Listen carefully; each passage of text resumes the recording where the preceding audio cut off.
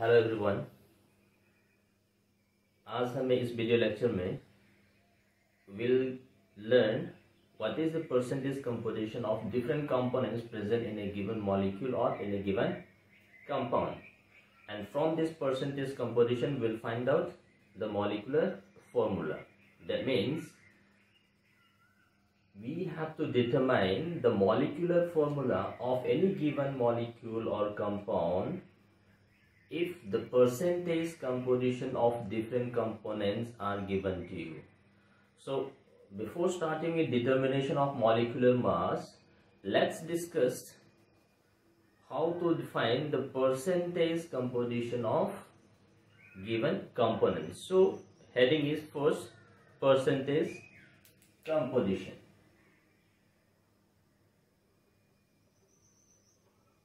Percentage composition. So let's begin with the definition, or what is the formula for defining percentage of a given substance, of a given component. Now in this what we are going to deal is the percentage by mass. We'll measure this percentage in terms of mass of the given component. So this percentage is defined as mass of a given component, number of parts by mass of a component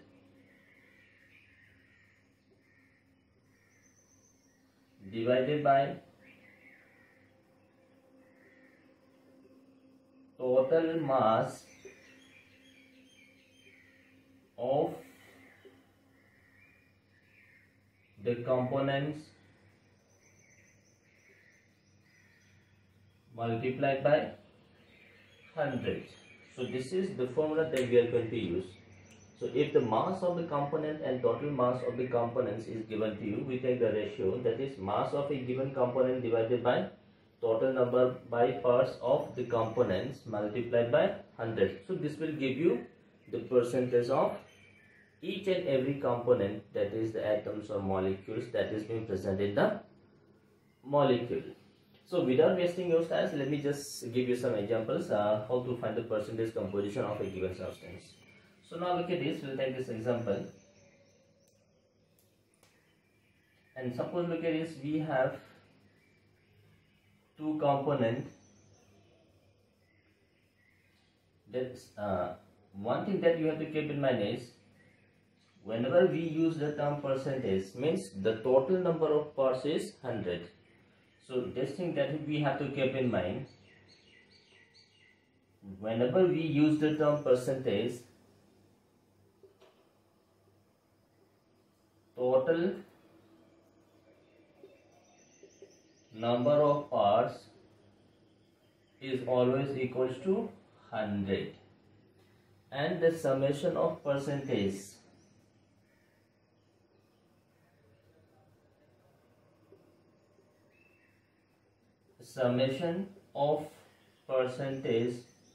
of all components is always equals to 100. So this is the meaning of percentage. So now look at this. If you are having a molecule, then the total mass will be the molecular mass. We have to take the molecular mass. So suppose look at this. Take this question. Calculate. Also suppose we have to find the percentage of hydrogen and oxygen in water. So we have to find this. Now we have this water. So the molecular mass of water is 18. So now we have to find the percentage of hydrogen. So total number of parts by mass of hydrogen. So we have 2 into 1. Means 2 hydrogen. Mass of 1 hydrogen is 1 U divided by total mass is 18 multiplied by 100. So this is the percentage of hydrogen. Similarly, percentage of oxygen will be equals to 100 minus percentage of H, or mass of oxygen divided by total mass multiplied by 100. Take this. Now suppose we have this ferric sulfate.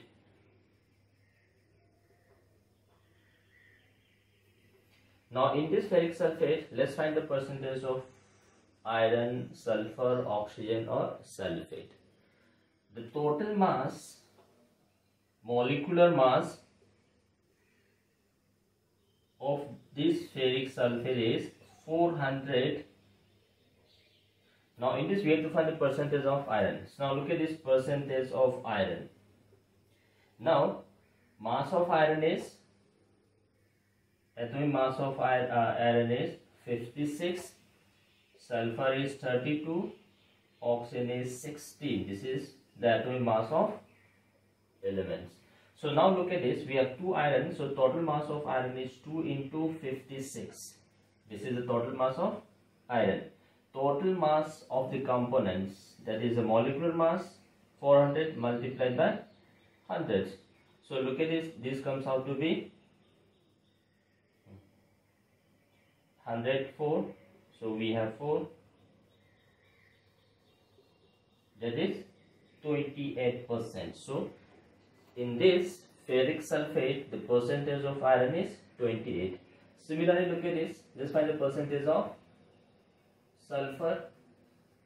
So total number of parts by mass of sulfur. So look at this. We have 3 sulfur. So 3 into 32 divided by total mass of component, that is molecular mass, 400 into 100.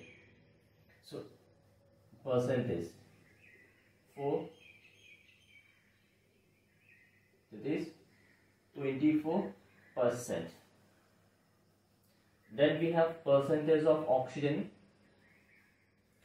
So number of oxygen by is 12. So we have 12 into mass of an oxygen is 16 divided by 400 into 100. So we have 4. So that is 48%.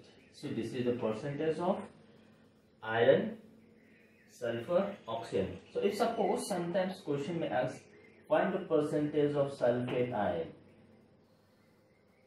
Percentage of sulfate ion. So now look at this, sulfate ion is SO4 minus. There are 3 sulfate ions. So total number of parts by mass of sulfate is 3 into sulfate is 96. Mass of sulfate ion is 96. Divided by total mass is 400 into percent 100. So look at this, 24 into 2, 72%. So this is how we define the percentage of the components in a given system. So provided we know the atomic mass. And so simply we have to use the formula. This is total number of parts by mass of a component divided by total mass of the component. Now let me take this example. A sample of sodium sulfate having X water molecules of crystallization. This is a sample of sodium sulfate. A sample of sodium sulfate with X water molecules of crystallization loses 55.5% of mass on heating. That means on heating this, how much mass is lost? 55.9% mass is lost. Then question says, what is the value of X? What is the value of X? So this is the number of molecules of what? Crystallization that is being present. Now look at this. We are heating the substance. On heating substance, there is some loss of mass. That means on heating substance, what is happening is, look at this. We have, look at this, sodium sulfate with X water molecules of crystallization. These on heating, this gives you Na2S4 plus X water molecules of crystallization is removed. due to the removal of these X water molecules of crystallization, there is loss of mass. So now look at this, loss of mass is equals to, means the percentage loss of mass is equals to the percentage of water present in the crystal. So therefore look at this, percent loss of mass will be, because this mass is lost because of this removal of water molecules. So therefore percentage loss of mass is equal to percentage of water. So now look at this, percentage loss of mass is, we have 55.9 percentage of water. Now look at this, we have how many water, that is X. Mass of one water is, molecule is 18. So 18 into X. So we have 18X divided by total molecular mass of the sodium sulfate with X water molecules of crystallization. So this comes out to be 142 plus 18X into 100. So sodium sulfate mass is 142, water is total 18X. So this gives you. So on solving this equation, we will find the values of X. So if you solve this equation very carefully, then X comes out to be 10. So this sodium sulfate X water molecules of crystallization contains 10 water molecules. So X is 10. So now we have to be very careful. So what is happening actually, if there is any removal of any particular component, so whenever there is a removal of any volatile component, then the percentage, there is some decrease in mass. The decrease in mass is equivalent to the volatile component that is removed. So this is how we use the percentage. I'll give you some more examples here. We have this second question. Now we have an oxide of metal M. In this oxides, in the first oxide we have 50% metal, and second we have 40% metal. Then if the oxide of the formula of the first oxide is MO, then what is the formula of second oxide? So now look at this, we have a metal. This metal forms two types of oxide. So look at this, first oxide. So we have, look at this, metal and oxygen. So metal is 50%, oxygen is 50%. So now look at this, we have 50% metal and 50% oxygen. So the ratio is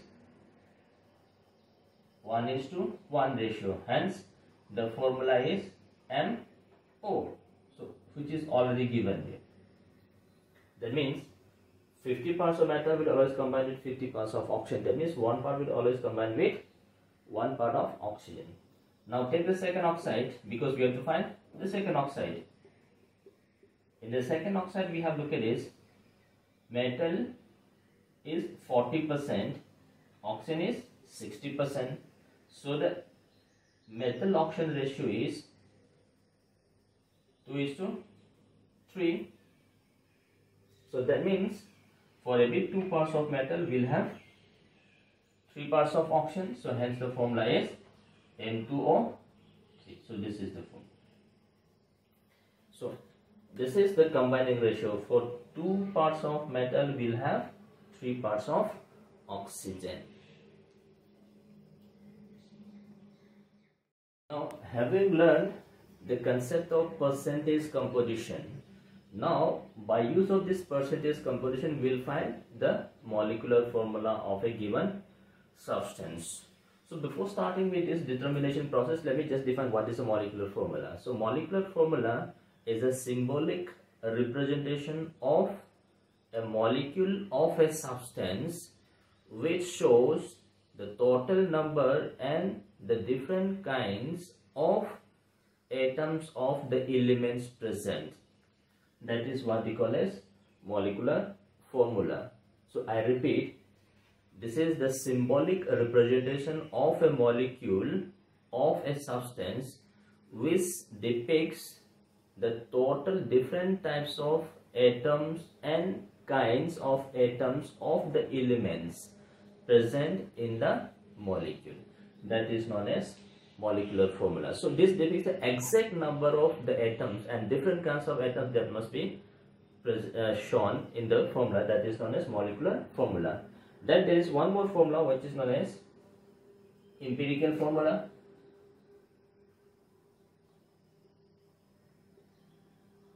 Empirical formula. This empirical formula represents simplest ratio formula, which represents the simplest ratio of combining atoms. So this formula is known as empirical formula. Suppose now look at this. Whereas molecular formula represents the exact number of different kinds of atoms and different types of atoms present in the molecule. Suppose look at this. We have the molecular formula, that is hydrogen peroxide, H2O2. This is the molecular formula of hydrogen peroxide. Now in this we have 2 atoms of hydrogen and 2 atoms of oxygen, and this gives you hydrogen peroxide. Now if you look at this, the simplest ratio is we have 1:1 ratio. So this HO, this is the simplest ratio, 1:1 combining ratio. So this simplest ratio, this is what we call as empirical formula. So empirical formula is the simplest ratio of combining atoms, while molecular formula represents the exact number of atoms to be shown here. Take this, we have C6H12O6, that is what we call as glucose. So this is the formula of glucose molecule. But if you look at this, we take the ratio 6 as a common factor, then we have CH2O. So this CH2O represents the empirical formula. So in this determination process, first we'll define this empirical formula, then by use of this empirical formula we'll define the molecular formula. So this is the difference between empirical formula and the molecular formula. Now let's see the steps involved in this process, and these steps should be strictly followed in accordingly. So the steps involved is, first step is calculation of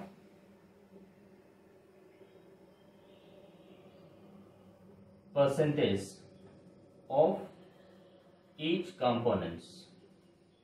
So first we have to find the percentage of the given components. But look at this, in most of the problems the percentage of different components will be given to you. So once you have this percentage, no need to find the percentage. But if instead of percentage masses are given to you, then we have to convert this mass into percentage, then we have to follow accordingly. So first is percentage of component. Second step for this molecular formula determination. Once we have this percentage, now we'll find relative atomic number. Relative number of atoms.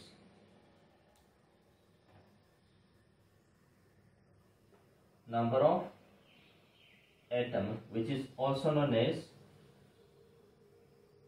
atomic ratio. So I represent this by AR, atomic ratio or relative number of atoms.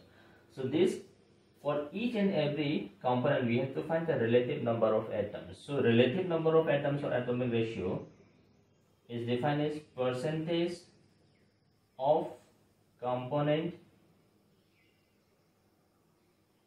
divided by atomic mass. This is simply nothing to this we have discussed. We have gone through the concept of mole. We have defined mole in various terms. The one of the method for calculation of number of moles is mass divided by atomic mass. So again we are using it. So since the percentage is percentage by mass, so we are having the mass of a given component in terms of percentage, then mass divided by its atomic mass, this gives you atomic ratio or simply relative number of atoms. Once we have this relative number of atoms, in the next step we will find simplest atomic ratio. Simplest atomic ratio, SAR, simple or the simplest atomic ratio. Now we have atomic ratios of different components. Now to define this simple atomic ratio, we take the least value of the atomic ratio of all the components, and we divide all the atomic ratios by the least value amongst the atomic ratios. So this simple atomic ratio is atomic ratio divided by least value of atomic ratios. So among the atomic ratios, we select the least value and we divide each atomic ratio by this least value. So whenever we define this simple atomic ratio, in most of the case this comes out to be a simple whole number ratio. Then our problem is more simplified. If this ratio does not comes out to be a simple whole number ratio, then we have to proceed for the next step, that is number 4. And this number 4 says calculation of whole number ratio.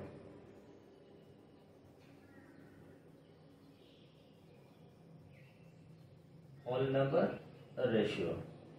So we require this whole number ratio provided this simple atomic ratio does not comes out to be a simple ratio. Then we have to follow this whole number ratio. So now look at this. For this calculation of whole number ratio, first one is we can round up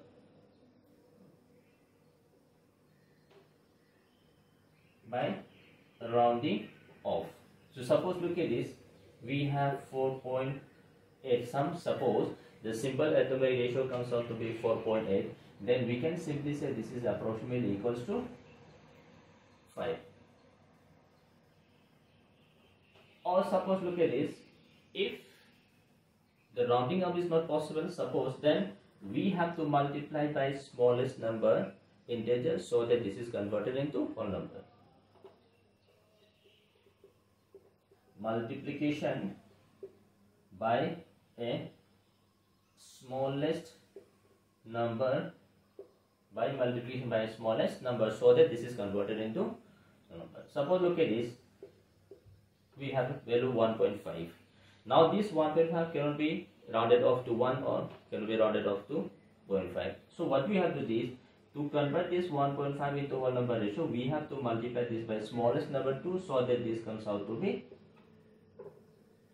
3. So either we have this type of cases where by this rounding off we can get the whole number ratio, or if not possible then we have to choose a simple number so that when this is being multiplied by the smallest number, this is converted into whole number, and all the simple atomic ratios should be multiplied by the same number. That is number 4, that is calculation of whole number ratio. Once we have this whole number ratio, then we have empirical formula. One empirical formula. Now as we have discussed, empirical formula represents simplest ratios. This is the simplest ratio. Now suppose we have a compound, this contains A and B, and if suppose the whole number ratio of A is x, so we have to write down this x here. Then this is y. So when x and y is the whole number ratio.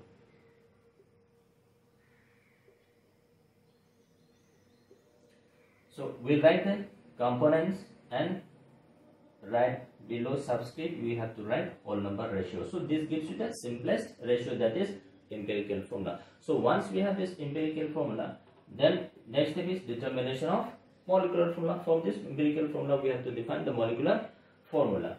So molecular formula says, now look at this, we have to define a number n, calculation of n. So this n is nothing but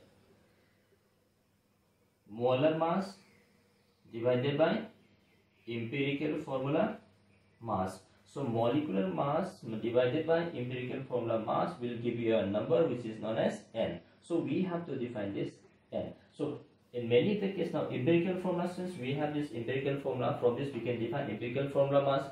So in the question, some hints regarding molecular mass will be given to you. So we take this ratio, molecular mass divided by empirical formula mass, this gives you a number which is known as n. Once we have this n, the next part is the molecular formula. So molecular formula is equals to n times empirical formula. So this is the complete procedure for defining percentage of the molecular formula of a given compound. So for defining this, we have to take these steps accordingly. Okay. So by using these steps, let's solve some problems so that these steps, application of these steps comes out to be easier. So we have a question, a very simple question we'll use here. Define the empirical formula of a compound containing 50% of X whose atomic mass is 10 unified mass and 50% of Y whose atomic mass is 20 U. So we have a compound containing X and Y. The percentage of X and Y is given to you, atomic mass is given to you. We have to find the formula. So now look at this. So we have, you have to write down in this way. So we have, this is elements, that is X, Y, this is the element, this is percentage, so percentage is 50, then we have to look at this atomic ratio. So atomic ratio is percentage divided by atomic mass, so we have 50 divided by 10, that is 5.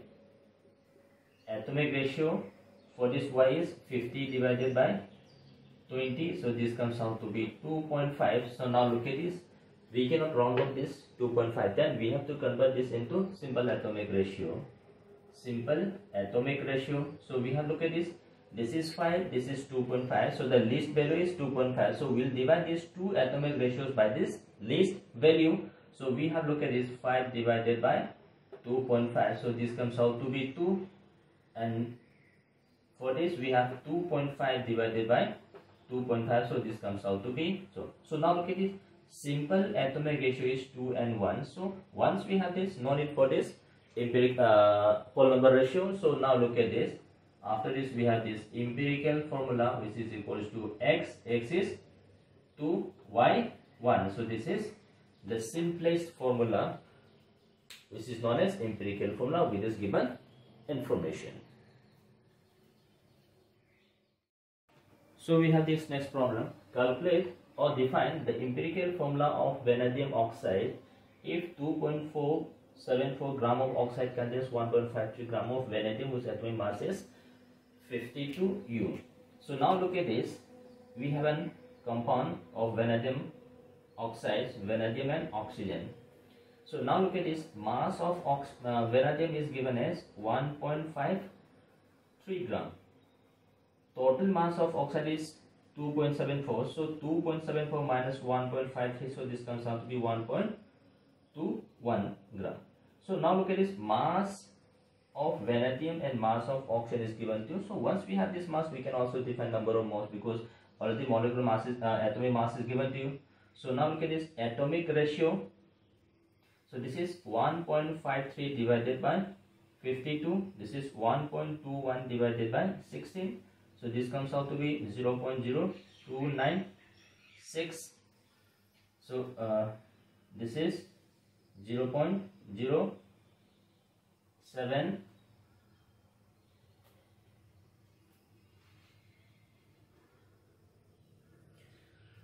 0.0756. Now look at this. This is atomic ratio. Now we take simple atomic ratio. So out of this, the least value is 0.0296. So we divide this by 0.0296. So this comes out to be 1. This is 0.0756 divided by 0.0296, and this comes out to be 2.5. So now look at this, we have this simple ratio 1 and 2.5. So this being, we have to convert into whole number ratio. So whole number ratio, now since the smallest value by multiplication of which this can be converted into whole number is 2, so we multiply this by 2. So 1 into 2 is 2. 2.5 into 2 is 5. So we have this whole number ratio 2 and 5. So therefore ratio of vanadium oxide is 2:5. So the formula is V2O5. This is the formula of the vanadium oxide whose masses are given to you. Now let's take this example. An organic compound containing carbon, hydrogen, oxygen, the percentages are given, vapor density is given, we have to find the molecular formula. So now look at this, we have this carbon, we have this hydrogen, and we have this oxygen. So these are the three components present in this compound. So their percentage are given as carbon is 49.3, hydrogen is 6.84, oxygen is 43.86. So now we have to define atomic ratio. So atomic ratio is percentage divided by atomic mass. So we have 49.3 divided by 12. So this comes out to be 12 4s are 48. So this is 4.1. Hydrogen 6.84 divided by 1. So this is 6.84. Then we have 43.86 divided by 16. 16 into 3 is 48. So this is less than 3. So this comes out to be 2.7. Approximately 2.7.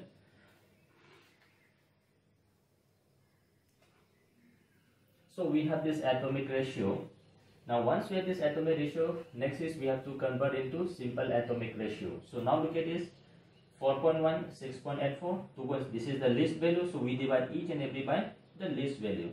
So we have 4.1 divided by 2.74. So this comes out to be 1.49. We have 6.84 divided by 2.74. So this comes out to be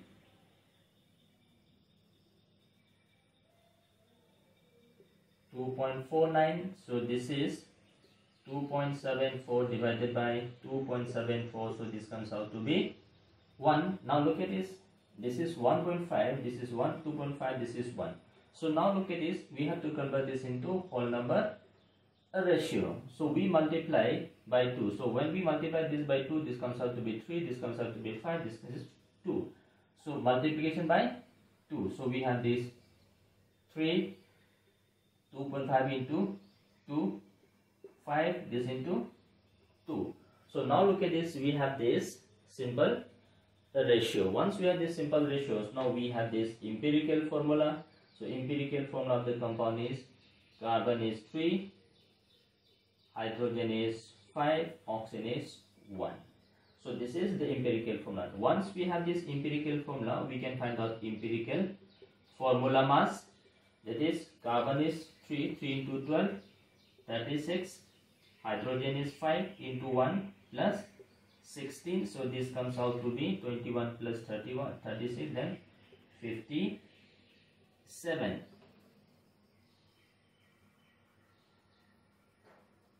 So this is empirical formula. Now once we have this empirical formula, next is we have to define the value of N. So N is molar mass divided by empirical formula mass. So molar mass is, this is given as vapor density. So we have discussed relation between molar mass and vapor density. So molar mass is 2 times vapor density divided by empirical formula mass is 57. So this comes out to be 2 into 73 divided by 57. So this will give you the molecular, the value of N. Once we have this value of N, next is we have to define the molecular formula.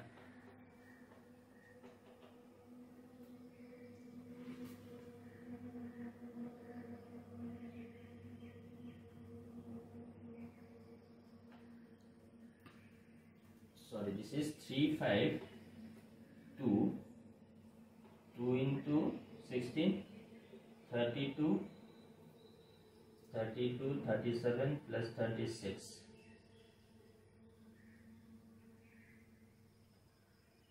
That is 73. So we have this.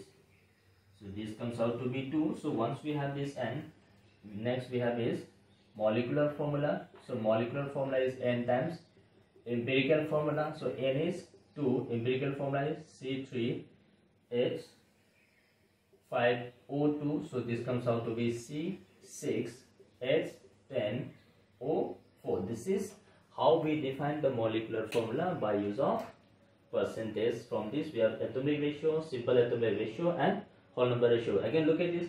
This is given as vapor density. So we have to convert this vapor density into molar mass. So molar mass and vapor density is related by 2 times vapor density. take this question. Analysis of a sample of potato starch contains 0.086% of phosphorus. If each molecule is assumed to contain 1 atom of phosphorus, then what is the molecular mass of starch? So now look at this. We have a sample of potato in which the percentage of phosphorus is 0.086. That means we are using the term percentage. So the total mass of the sample is 100. If I take 100 gram of sample, then the mass of phosphorus present is 0.086. So 100 gram contains 0.086. So 0.0, that means total mass of sample is 100 grams. So when we take this 100 gram contains 0.086 phosphorus. So therefore the 0.086 gram of phosphorus is present in 100 gram of sample. So this is the meaning of 0.086 percentage. So if 0.086% is present in 100 grams, so 1 gram will be present in 100 divided by 0.086. Now question further says each molecule is assumed to contains 1 atom. So 1 atom, mass of 1 atom of phosphorus is 31 grams. So 31 gram will be present in 100 into 31 divided by 0.086. Now look at this. This is the mass of starch which contains 1 phosphorus atom. So 1 phosphorus atom, mass of 1 phosphorus atom is 31 gram atomic mass. Now look at this. Minimum 1 phosphorus must be contained in this molecule. So mass of molecule containing 1 phosphorus atom, that is equivalent to the molecular mass. So therefore this mass, which is corresponding to 1 atom of phosphorus, this mass is equals to the molecular mass. So look at this.